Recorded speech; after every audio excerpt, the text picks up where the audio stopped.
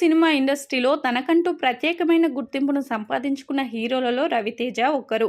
ఈయన చేసిన ప్రతి సినిమా ఇండస్ట్రీలో సూపర్ డూపర్ సక్సెస్ సాధించడమే కాకుండా తనకంటూ ప్రత్యేకమైన ఫ్యాన్ ఫాలోయింగ్ను కూడా ఏర్పాటు చేసుకున్నారు. అయితే ఈయన సోలోగా ఇండస్ట్రీకి ఎంట్రీ ఇచ్చినప్పటికీ తనదైన రీతిలో సినిమాలను చేస్తూ వరుస సక్సెస్లను అందుకుంటున్నారని చెప్పాలి. ఇక ఇప్పుడు హరీష్ శంకర్ డైరెక్షన్లో మిస్టర్ బచ్చన్ సినిమా చేస్తున్నారు. ఈ సినిమాతో తనను తాను మరోసారి స్టార్ హీరోగా రిప్రజెంట్ చేసుకోవాలనే ప్రయత్నం చేస్తున్నారు. అయితే ఈ సినిమాకి ఆయన ఏకంగా 30 కోట్ల వరకు రెమ్యునరేషన్ను తీసుకున్నట్లుగా తెలుస్తుంది. రవితేజ కెరియర్లో ఇదే అత్యధికమైన రెమ్యునరేషన్ కావడం విశేషం. ఇక ఇప్పటికే ఆయనకి వరుసగా 3 ఫ్లాప్లు వచ్చాయి.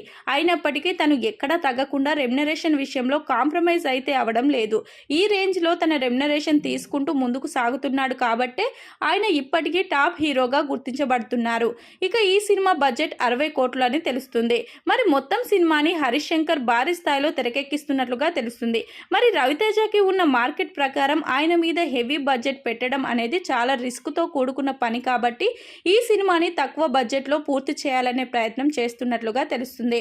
ఇక ఈ సినిమాతో సక్సెస్ కొడితే అటు రవితేజకి ఇటు హరీష్ శంకర్కి మరొకసారి మార్కెట్ అనేది భారీగా పెరుగుతుందని చెప్పడంలో ఎంత మాత్రం అతిశయోక్తి లేదు. అయితే ఆ సినిమా ఎప్పుడు రిలీజ్ అవుతుంది అనే దాని మీద ఇప్పటి వరకు అయితే క్లారిటీ లేదు. కాబట్టి ముందుగా ఈ సినిమాను రిలీజ్ చేయాలని చూస్తున్నట్లుగా తెలుస్తుంది.